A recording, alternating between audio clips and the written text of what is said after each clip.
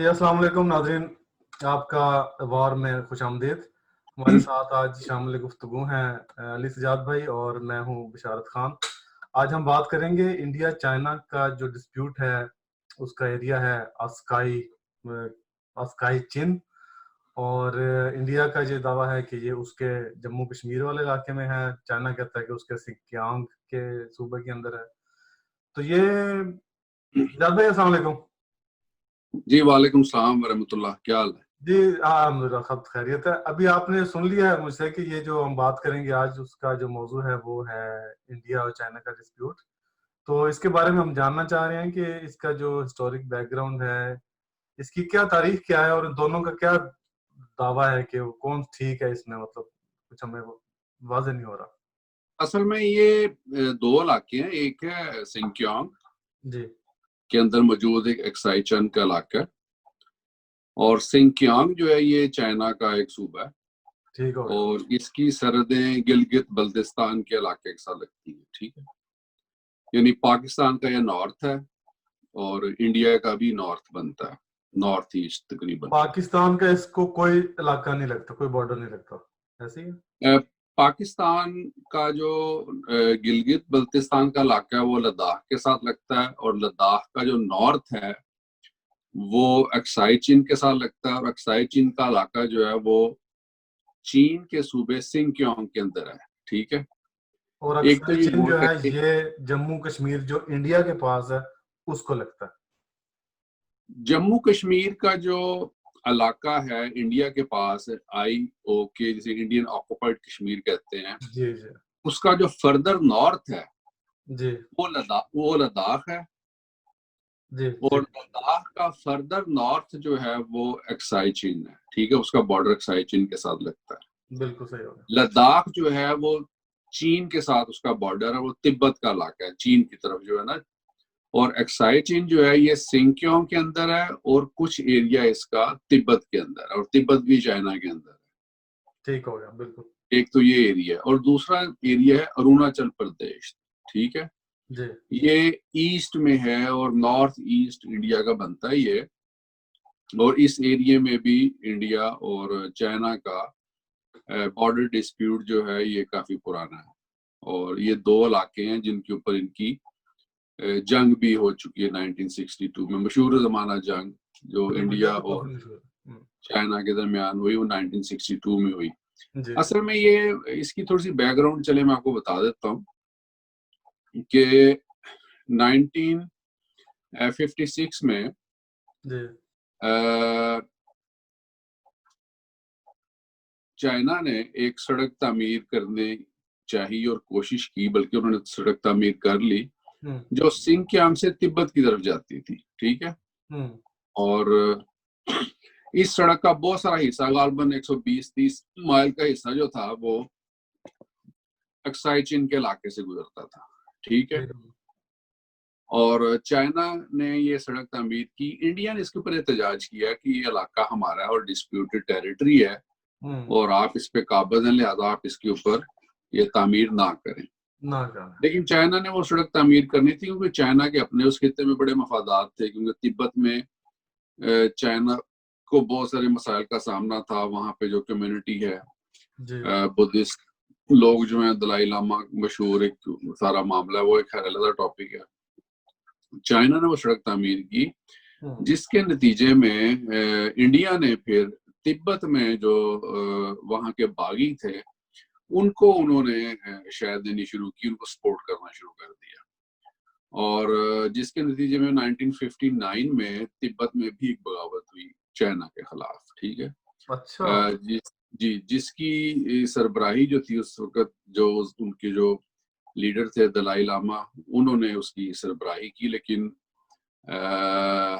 China ने उस बगावत को कुचल दिया, और दलाई लामा जो थे वो फरार होके इधर इंडिया में आ गए, और नेहरू साहब ने फिर उनको पनाह दी, और जिसके नतीजे में चाइना और इंडिया के तल्लुकात आपस में काफी कशीदा हो गए।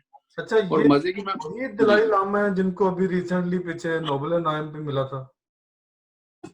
हाँ जी, ये उनके आगे से नेक्स्ट सक्सेसर हैं।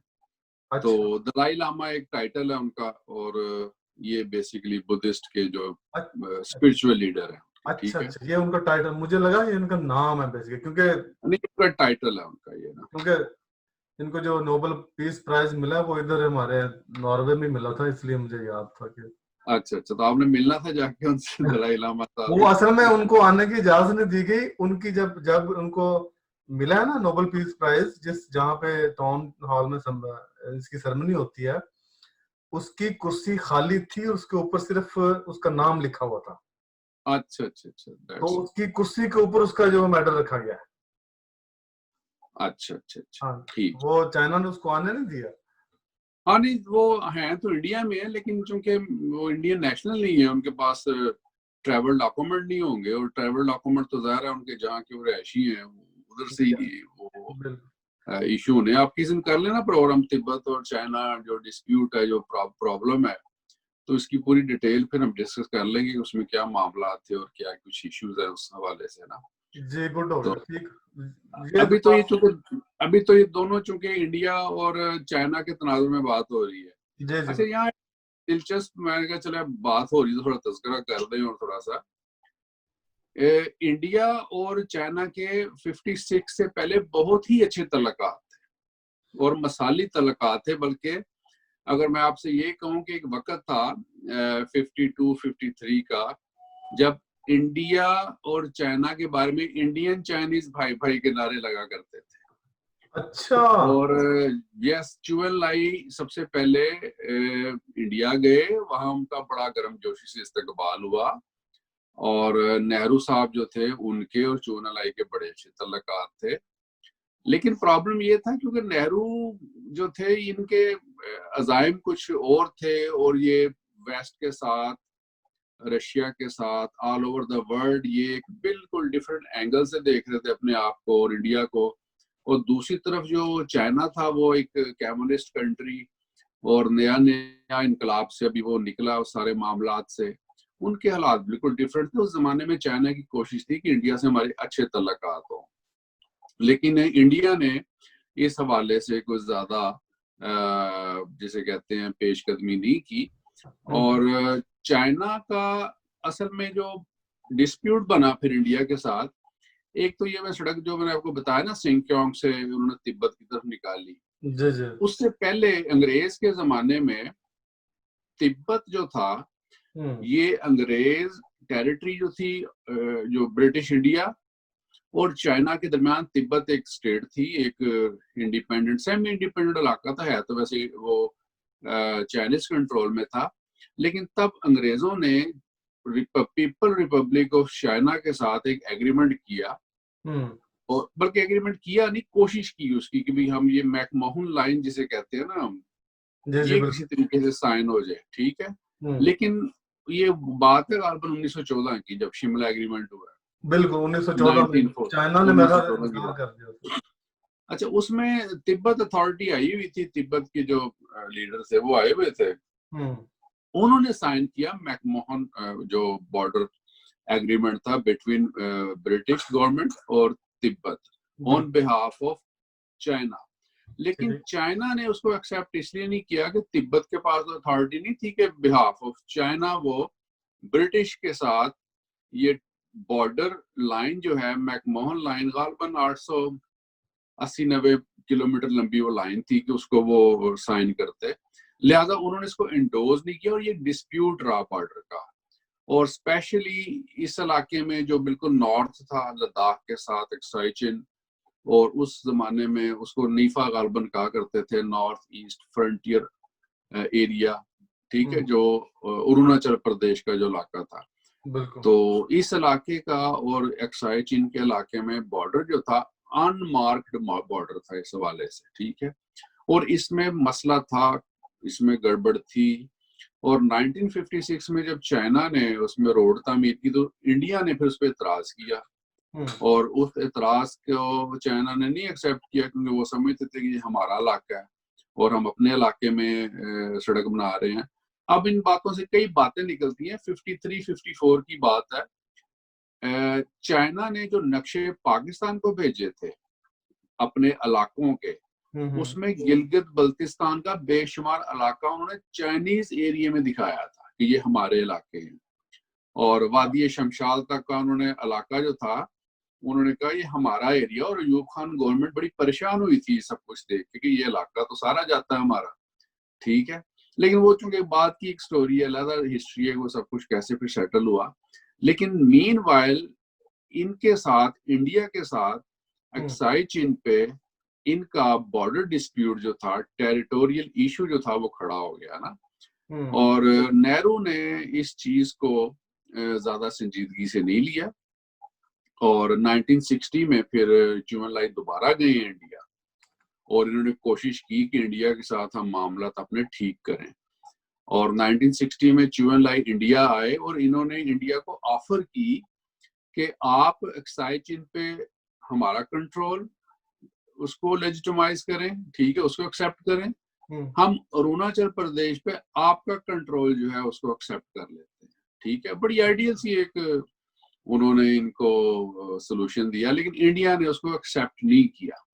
इंडिया नहीं माना इस बात के ऊपर, और इंडिया नहीं माना, और ये वापस आए हैं जब वहां से चुन लाई, तो इंडिया ने फिर उस जमाने में अपनी बॉर्डर फोर्सेस वहां भेजनी शुरू कर दी, और जिसके नतीजे में फिर झड़पें शुरू हो गई, और 62 अक्टूबर में वहां पे वॉर हुई, ठीक है। और उस वॉर के नतीजे में चाइना ने अक्साई चीन का बेशुमार इलाका जो था, जो उस वक्त इंडियन कंट्रोल में था, इनसे छीन लिया। गालबन कुछ 50,000 मुरब्बा किलोमीटर का इलाका था वो वाला, ठीक है। और इन्होंने इंडिया से छीना, इंडिया को ठीक ठाक वहां पे हजीमत उठानी पड़ी, ठीक ठाक मार पड़ी इन लोगों को, क्योंकि चाइनीज जो थी आर्मी तो ट्रेंड थी, वेल ट्रेंड थी, और उनकी तादाद भी ज्यादा थी। दूसरी तरफ इंडियन आर्मी उस इलाके के लिए इतनी ट्रेंड भी नहीं थी, इनकी तादाद भी ज्यादा नहीं थी। अरुणाचल प्रदेश और अक्साई चीन, इन दो मार्गों पे 62 में जंग हुई है, और अरुणाचल प्रदेश में तो 40-50 मील तक अंदर आ गए थे चाइनीज जो है, और अंदर आ गए, और गालबन 4-5 हजार फौजी इन्होंने, इंडियन जो थे उनको इन्होंने यरगमाल बना लिया, कैदी बना लिया। बहुत सारे इंडियन फौजी वहां से भाग के भूटान चले गए, राइट, और 3-4 हजार के करीब फौजी जो थे मारे गए भारत के। भारत को बड़ी सख्त शिकस्त हुई थी उस महाज के ऊपर।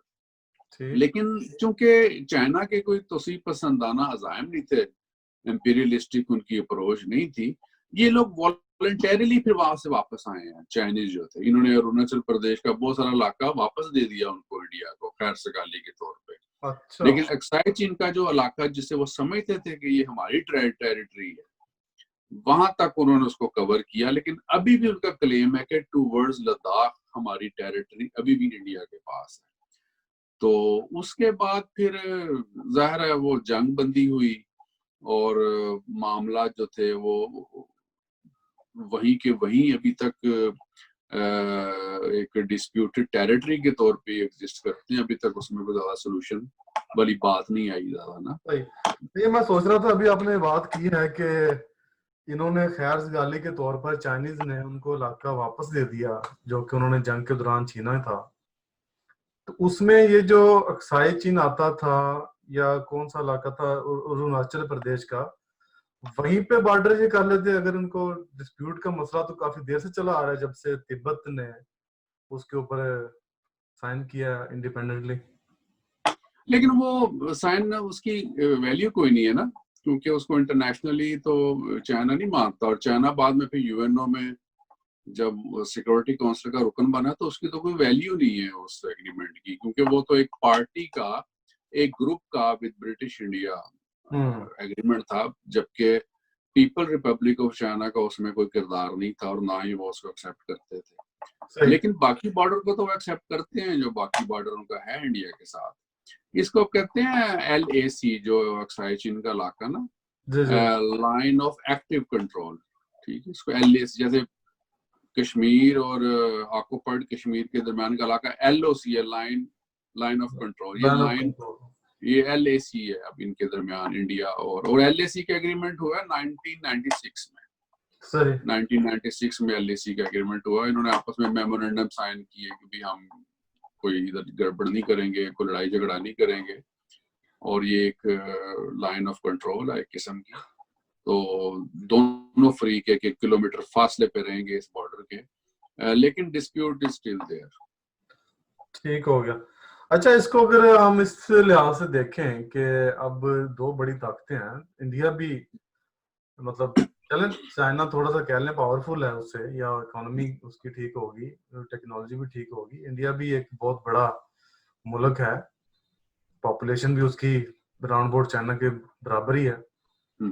तो ये दोनों एक किस्म के जो सुपर पावर हैं, अगर उधर लड़ पड़ी या जंग होगी तो इसके खित्ते पे क्या इम्पैक्ट होंगे या हो सकते हैं?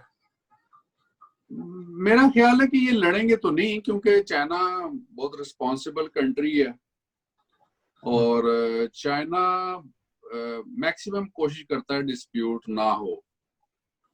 और ताइवान का इशू है, फिर जिस तरह ये एक्साइचिन का इशू था, फिर मकाओ रियासत का इशू था, इन्होंने लड़ाई कहीं नहीं की चाइनीज ने। ये ऑलवेज रिस्पॉन्सिबल एटीट्यूड शो करते हैं। और जहां तक इंडिया की बात है, इंडिया को भी बहुत अच्छी तरह पता है इंडिया का इस वक्त चाइना के साथ कोई कंपैरिजन नहीं है। और चाइना का गालिबन 50-60 अरब डॉलर का सालाना दफाई बजट है, और दूसरी तरफ इंडिया का 70 अरब डॉलर का दफाई बजट है। यानी कंपैरिजन कोई नहीं है दोनों का बेसिकली। अगर जंग के हालात अगर नमूदार भी होते हैं, वो भी एटमी ताकत है, ये भी एटमी ताकत है, लेकिन इनके आपस में वैसे बहुत ज्यादा म्यूचुअल इंटरेस्ट है, कॉमन इंटरेस्ट है, ट्रेड इनकी बहुत ज्यादा है आपस में। और ये बात अच्छी तरह वो जानते हैं कि जंग बहरहाल किसी मसले का हल नहीं। लेकिन on the other hand China कभी भी वहां से बैक फुट पे अब नहीं आएगा। उसकी बहुत सारी वजूहत है, क्योंकि देखिए अब जो रिसेंट एक डेवलपमेंट हुई है, ये मई के महीने में चाइनीज और इंडियन सोल्जर आमने सामने आए हैं और 10 दिन की लड़ाई हुई है, और चाइनीज ने इनको ह्यूमिलिएट किया है वहां पे। यानी जो हमने पिक्चर्स देखी है, जो वीडियोस देखी हैं, चाइनीज ने इनको काफी वहां पे ख्वार किया है इंडियंस को। अब उसकी वजह क्या है? देखो उसकी बहुत सारी वजूहत हैं, बहुत सारी इंटरनेशनल वजूहत हैं। इंडिया है इस वक्त अमेरिकन और वेस्ट का ब्लॉक है, बड़ा एक स्ट्रॉन्ग अलाई है वेस्ट का इंडिया इस वक्त, ठीक है। और वेस्ट के बहुत जो हैं उनके बड़े मॉनेटरी इंटरेस्ट है इंडिया के अंदर, और अमेरिका के खास तौर पर, ठीक है। और अमेरिका एक काफी अरसे से कोशिश कर रहा है कि इंडिया को वो अपने एक सबऑर्डिनेट की हैसियत से इस पूरे खित्ते में इंट्रोड्यूस कराए। उसने बड़ी कोशिश की कि उनको पहले चाइना के मुकाबले पे खड़ा करे, फिर उन्होंने कोशिश की कि अफगानिस्तान में उनको अपनी नुमाइंदगी दी जाए, वहां पे तो नहीं कामयाब हो सके इंडिया वाले। अब चाइना के मुकाबले में इंडिया भी डायरेक्ट यूज होने से घबराता है। इंडिया जो भी है पाकिस्तान का एनिमी कंट्री है, बहुत सारे कंट्रोवर्शियल वहां पे इश्यूज हैं, बहुत सारे मामला हैं, लेकिन इंडिया कभी भी चाइना के साथ किसी डायरेक्ट और मेन कॉन्फ्लिक्ट में नहीं पड़ना चाहता। इसलिए कि इंडिया भी बहुत बड़ा मुल्क है, जैसे आपने बताया, चाइना भी बहुत बड़ा मुल्क है। इंडिया एक डेमोक्रेसी है और सबसे बड़ी डेमोक्रेसी है दुनिया की। इतनी बड़ी डेमोक्रेटिक रिपब्लिक जो होती है, वो कभी किसी एक मुल्क के कहने पे या किसी एक मुल्क के मफाद के लिए पूरे का पूरा कंट्री इस्तेमाल नहीं हो सकता। यानी उसकी ना बात नहीं बनती आइडियोलॉजिकली और फिजिकली, और वैसे भी ग्राउंड रियलिटीज बड़ी डिफरेंट होती हैं। हाँ, इंडिया अपने मफादात को देखेगा, अपने इकोनॉमिक मफादात को देखेगा, अपने फौजी मफादात को देखेगा। अब जो रिसेंटली जो इशू वहां पे डेवलप हुआ है,